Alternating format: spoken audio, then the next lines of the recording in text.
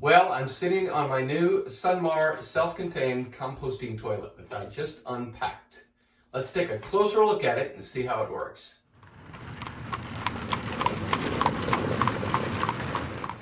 So the question we always get is, why a composting toilet? Well, some of you may have seen the Centrex 3000 video that we did. We have extremely hard, non-draining soils around here. It makes it difficult for a septic system, which drives us to an aeration system, and they're extremely expensive. Not only that, but remember, we're an off-grid home, and power consumption is a big deal. Those aeration systems use a continuous pump, and it uses a lot of power. Well, and the other thing is, we know that we've used bucket toilets and outhouses for a couple years now, and they work just fine. And it's nice to keep the fertility on your own land. Now, we have run into a few issues putting this in the basement, but we'll get to that later. So what I have is a SunMar Excel NE. NE stands for non-electric. Now, there is some electricity, but we'll get back to that later. Now, online and when you read manuals and talk to people, you kind of get an idea how things work, but the installation and the actual operation, you really don't know until you read through the entire manual. So before this, after I unpacked it, I read through the entire manual. So I think I know how it works. First, they send you a little checklist of things you should have in the box, and I have everything, so thank you, SunMar, for being diligent. This is a little rake for raking the compost. Down here is called Compost Sure Green. That's the stuff that you put in on a daily basis when you use the toilet. Now, there are some chemicals in here that you use on a weekly or a monthly basis for to keep the compost going. And all that's in the instructions in there. To my right here, I have a vent fan. That's why it says it's not electric, but I have a little 12-volt fan because I'm going to have some elbows going up in the vent stack. And they recommend if you're going to have some elbows, you should have a fan. The funny thing is, I looked at this, and this is a little computer cooling fan, okay? So you can buy those on Amazon for like $10. I know they charge me for this, but if you want another fan or you want to make your own fan, these are pretty cheap on Amazon. They're computer cooling fans, so just a little tidbit of information there if you don't want to order a fan separate. This is actually the vent stack. Now, they only send you 3 pieces, which if you need to do a small cabin or something and it's a low ceiling, that'll get you outside. But for my application, I'm in the basement and I have 2 stories that are 9 feet apiece. So I'm going to have to go buy some 4-inch thin-wall PVC to extend that up there. This is an interesting contraption here. It's called a diffuser. The last length of pipe that goes out the roof, the diffuser goes right on top. And it actually doesn't allow rain to get in the pipe. It drips the water out here, but it allows continuous, uninterrupted airflow out the top. But quite an interesting and very simple design. So let's look at the toilet itself and see the particulars of that. So the first thing we noticed when we unpacked it, I mean, we had dimensions, but we didn't really lay out the floor plan. So it's really big. In fact, we said we had it over there, and we said that's too big. So we actually moved it over here. It's quite a tank. You know, if you see me sitting next to it, I'm not that small. I'm kind of small, but I'm not that small. And it's got a little step stool because it's pretty high off the ground here. So that's kind of neat. And that pops right off. We'll talk about that. So it's a regular toilet with a regular toilet seat, and it's got this funny little handle that pops out here. Now, if we go inside, before I fill this and get it all messy, I want to show you what it does and how it works inside. In the very back there, you see a screen.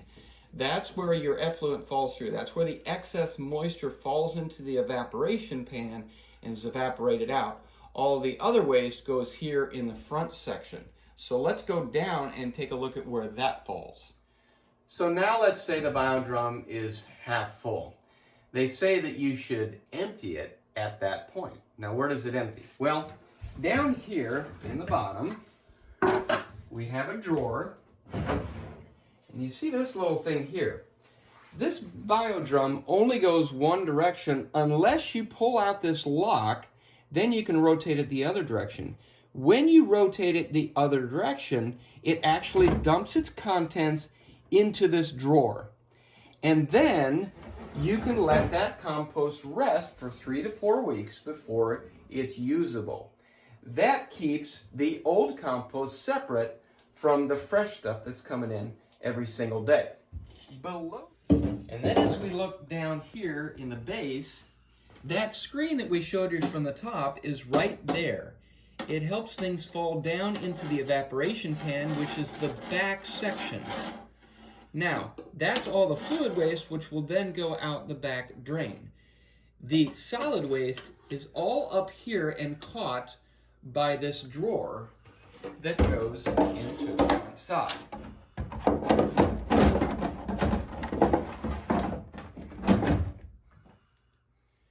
Okay, we're at the back of the toilet, and this access panel is a manufacturer installed panel. It's not removable. You see here the axle to the drum in the back, but none of this you really need to worry about. It's really down here where you have the actual drain. Notice how close that is to the ground. If you don't have a drain below this toilet, you're going to have to elevate the toilet because that effluent needs to run downhill. But it's simply a 1-inch hose. You can run it out the right side or you can run it out the left side. You just cap the opposite side and run it the direction you want. As we come around to the side, the last thing you'll notice here is this is the air intake. You notice the air intake is right above the evaporation pan in the back to allow that excess moisture to evaporate and then come up and out through the vent. So the little rake they send here is actually for the finishing drawer. While the compost is resting, you can rake it to keep it rotating. The other option is you can just take the finishing drawer out to your own compost pile and let it compost out there. So that's an option. That screen should be cleaned twice a year, it says. So you basically clean your drum out and then you actually have to get down in there, probably with some long gloves, and scrub that screen, and there's some chemical that they have us spray on there, and it just helps clean that up to keep everything working properly. All right, that might seem a little overwhelming, but I think after a while we'll get used to it and it'll be second nature. But even if it isn't, they took care of you. They put all the directions right there inside the toilet seat lid. Oh yes, it's idiot proof. Well, next, we're actually going to put that together, see if it works.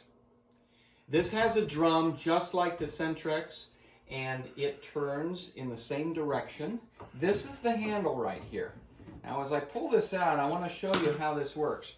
This little flapper door here, as I turn the handle, it closes and keeps the solid waste inside.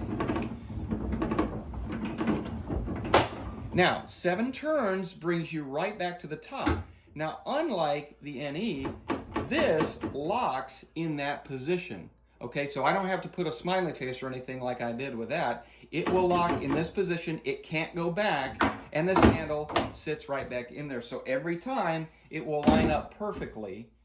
Now, if I want to dump the solid contents into the drawer down below, I have to pull out this little knob down here, and then it releases the lock and allows me to crank the handle in the opposite direction. And if you remember that flapper door, it will remain open, so all the solid waste now falls into the bottom drawer. And when I come back to the top, it should be empty, and I can release the lock, and now it can't go that way anymore. It has to go clockwise. So that's how that system works to empty the solid contents into the waste drawer below. So we have to initiate the compost material in the toilet. So while I'm putting it together, I'm letting this soak. So what we start off with is the SunMar Compost Suregreen. This is bulk material. And then we also have the Compost Quick. It's a liquid material. And then we have a powder called the Microbe Mix.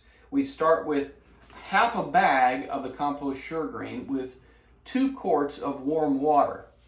We put about about half a bag of the Microbe Mix in there, and 2 teaspoons of the Compost Quick. I put it in there, stir it up, and let it soak for about 1 hour, and then I will dump all those contents into the drum, and the toilet is ready for use. So I'm dumping this in there. I'll probably make a mess as I'm doing it, but that's okay because there's no waste in there yet. I'll get it all in eventually. Now I did talk to the company.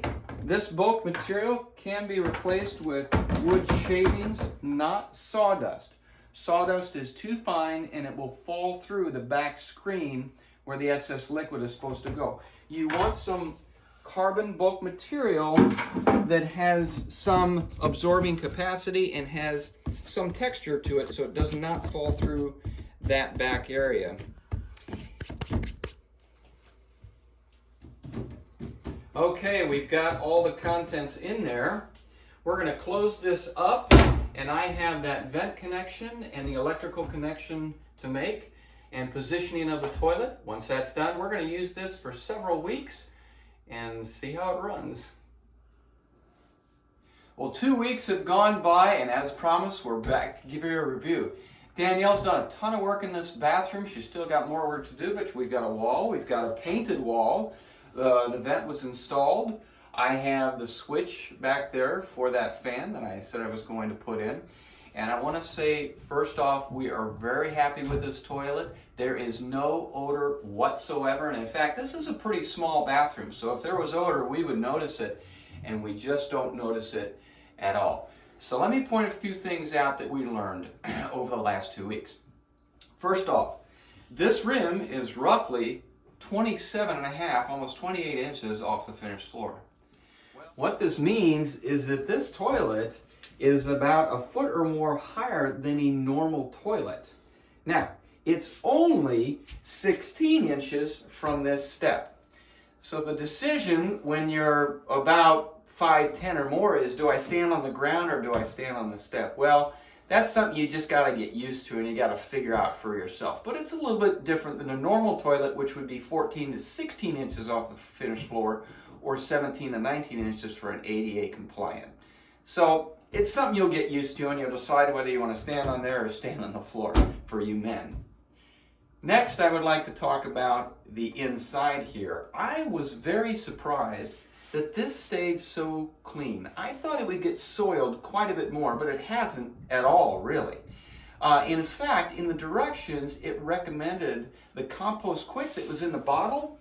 It recommended spraying it on there and using it as a cleaning agent, and it's a great way. Just put it in a spray bottle, and if you want to wipe that down, if anything does get on there, you spray it with this, you wipe it off, and just drop it in the toilet. You certainly don't want to use any harsh chemicals or especially bleach, because remember, you're composting down there and you don't want to kill that bacteria. Well, we used up the bag of Compost Sure Green, and as we had discussed, we have switched to the planer shavings. We just have them in a little trash can here, and I have a little scoop in here that you can scoop right into the toilet. So it's very convenient. The one issue that we've dealt with is the effluent. We knew that that drain was very low on the ground. Well, our tube has to go out of the toilet, through the wall, and into the sump pit in the utility room. Because it doesn't have much drop from the back of the toilet, we're going to create a platform and raise the entire thing up about 2 inches to make sure we get that consistent flow. Now, as we mentioned before, and as it says in the directions a lot, you really need to have a plan for that drain. And we didn't do a really good job with that, so we're going to have to make a modification to it. But if you're considering this toilet, think about that beforehand and make sure you have enough drop from where it is in the back to where it's going so it's efficiently and properly disposed of.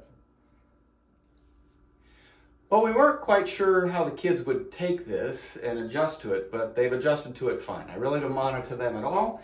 And a normal toilet, when it flushes, it makes quite a bit of noise, but this is relatively silent, so we don't worry about it much. When they just do number 1, we let them go, and when it's number 2, they go ahead and crank it. And that's it. Pretty quiet. Thanks for joining us. I hope this has been educational for those of you who are considering purchasing one, for those of you who are just interested in how they work. If you've subscribed, thank you very much. And if you haven't, please join us on our journey. We love the comments, and I want to give a shout out to SunMar. I think they've made a great product. We're very happy with it.